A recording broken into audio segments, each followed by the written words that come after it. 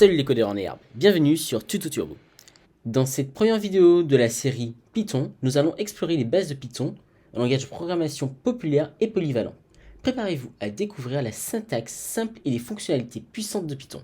C'est parti! Python est un langage de programmation interprété, polyvalent et puissant qui a gagné en popularité au fil des années. Il a été créé par Guido van Rossum et sa première version est sortie en 1991. Depuis lors, Python a connu une croissance exponentielle et est devenu l'un des langages de programmation les plus utilisés dans le monde.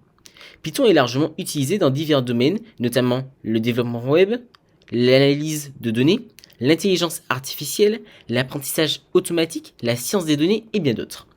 Sa syntaxe simple et élégante, combinée à une grande lisibilité du code, en fait un langage très apprécié des développeurs. De nombreux projets célèbres ont été réalisés en Python, par exemple le framework de développement web Django est écrit en Python et est utilisé par de nombreuses entreprises pour créer des sites web robustes et évolutifs.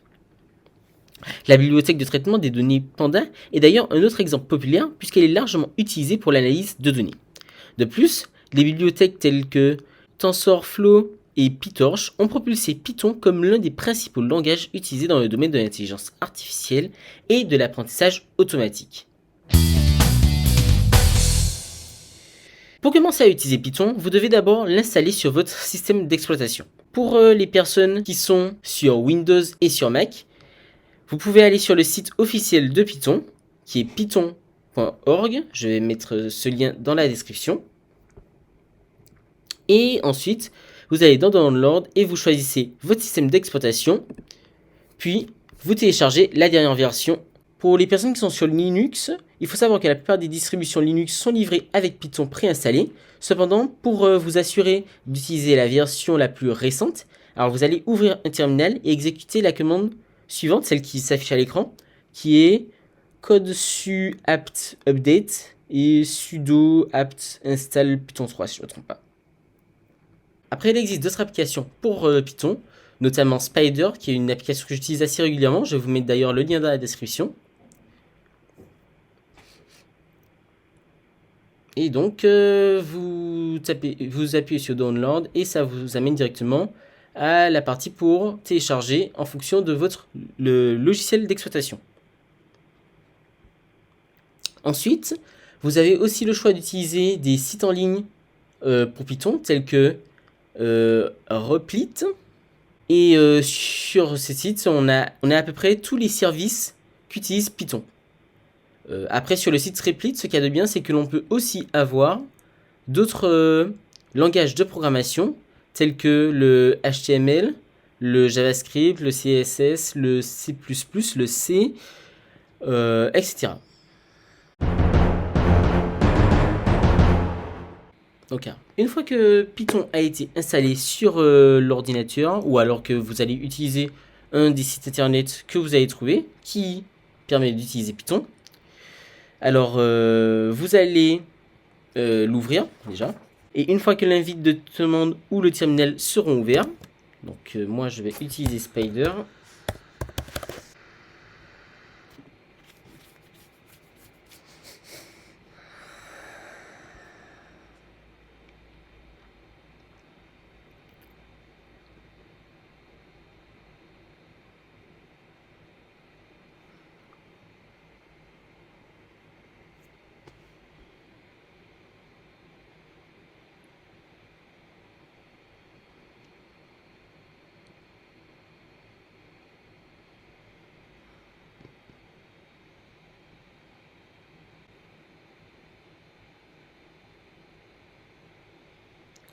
Alors,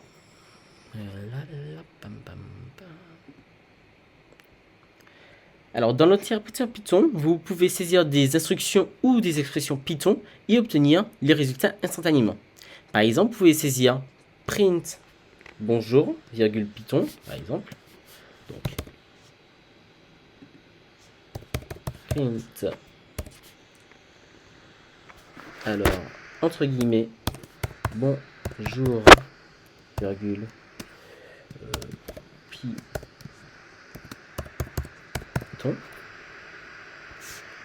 un point d'exclamation. Et ensuite, un point d'exclamation. Et ensuite, vous lancez le programme. Et vous verrez que ça écrit pour vous la phrase demandée. Alors, cela va vous permettre de tester rapidement les morceaux de code et de voir les résultats immédiatement. Vous pouvez aussi exécuter des scripts Python à partir de l'interpréteur en utilisant la commande x open. Alors, on va mettre le nom du fichier.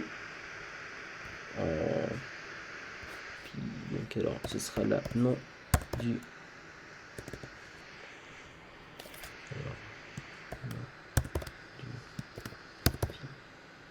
fichier.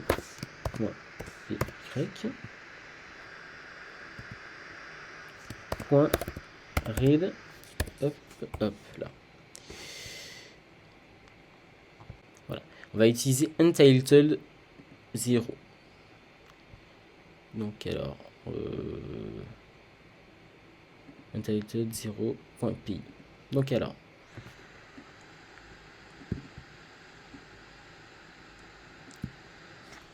untitled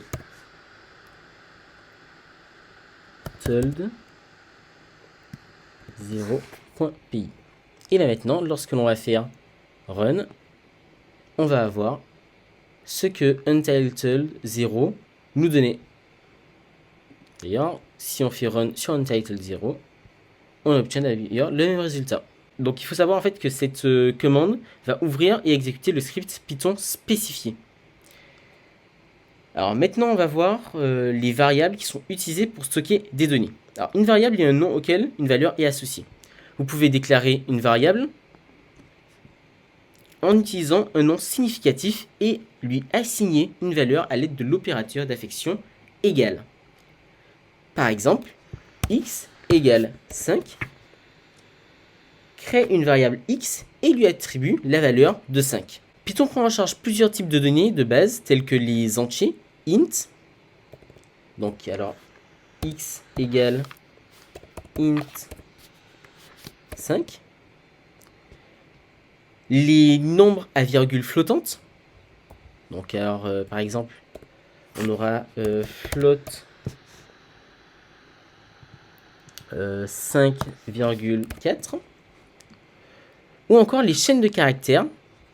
Donc alors dans ce cas on va mettre str et pour la chaîne de caractères salut. Voilà. Par exemple, alors si on met âge est égal à 25, âge égale 25, ça va créer une variable âge de type entier avec la valeur 25. Tandis que pi qui est égal à 3,14, ça va 3.14, il ne faut pas se tromper d'ailleurs, c'est un point qu'il faut mettre et pas une virgule sur Python. Ça va créer une variable pi de type flottant avec la valeur 3,14. Et d'ailleurs, en fait, ça revient d'ailleurs à écrire pi égale float de 3,14. Par contre, si on veut par exemple mettre pi sous forme d'un entier, donc ce qu'on va faire, c'est qu'on va mettre alors pi 2 est égal à int de pi. Et à ce moment-là, quand on va faire print pi 2, on obtiendra 3, comme vous pouvez le voir ici. Vous pouvez aussi utiliser les variables dans votre code pour effectuer des opérations et manipuler les données. Alors Python offre des opérations arithmétiques pour effectuer des opérations mathématiques de base. Alors les opérations les opérations qui sont couramment utilisées incluent l'addition, donc 1, 3 plus 4, la soustraction avec le moins, la multiplication avec le astérix, la division avec le slash, le modulo avec le symbole de la proportion. Et par exemple, vous pouvez utiliser l'opérateur d'addition pour ajouter deux nombres ensemble. Par exemple, si on met résultat est égal à 3 plus 4. Et quand après on fait print résultat,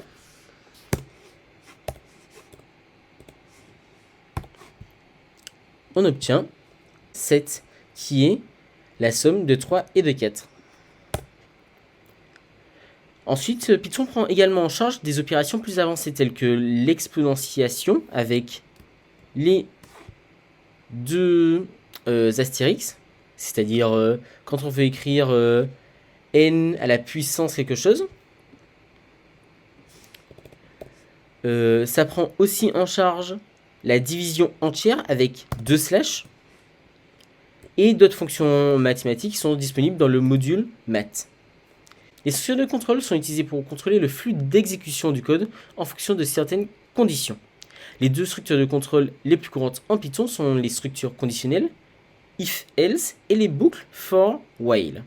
Alors les structures conditionnelles, if, else, permettent de prendre des décisions en fonction de certaines conditions. Par exemple, on aura, alors on va mettre âge est égal à 18. Et on va mettre que si, alors if âge supérieur ou égal à 18, deux points, on va mettre print vous êtes majeur. Point.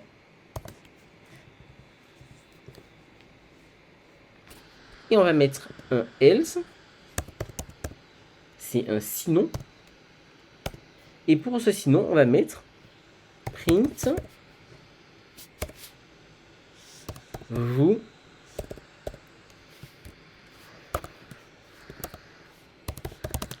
êtes mineur.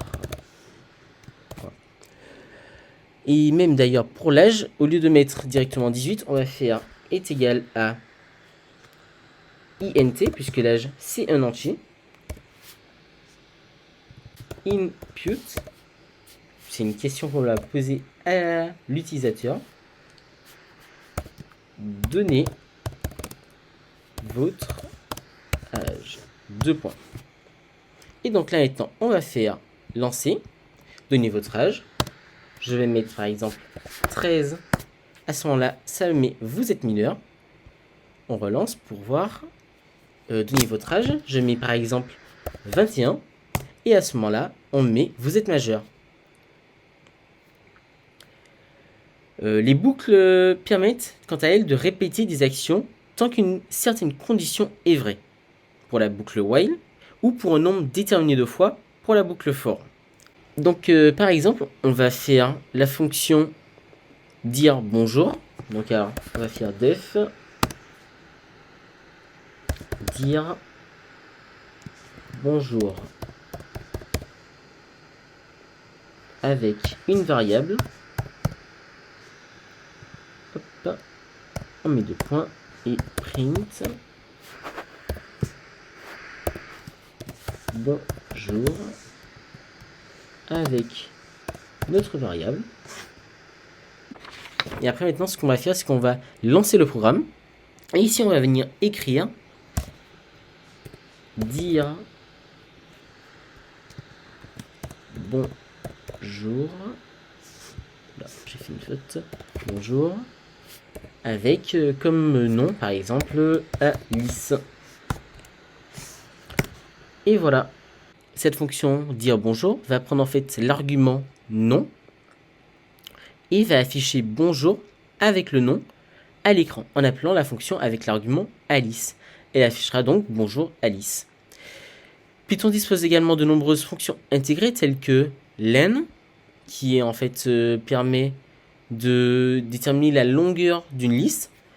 print, impute que j'ai pu vous montrer, etc. Ces fonctions facilitent la réalisation de tâches courantes sans avoir à les réimplanter. En utilisant des fonctions, vous pouvez donc organiser votre code de manière modulaire et le rendre plus lisible et le réutiliser efficacement. C'est tout pour aujourd'hui, j'espère que cette introduction à Python vous a donné un aperçu de son potentiel dans le monde de la programmation. Dans les prochaines vidéos sur Python, nous continuerons à explorer des sujets avancés en Python tels que la manipulation de données, les modules, les bibliothèques ainsi que la création de projets concrets. Donc n'oubliez pas de vous abonner à la chaîne pour ne rien manquer. A bientôt. Ciao ciao.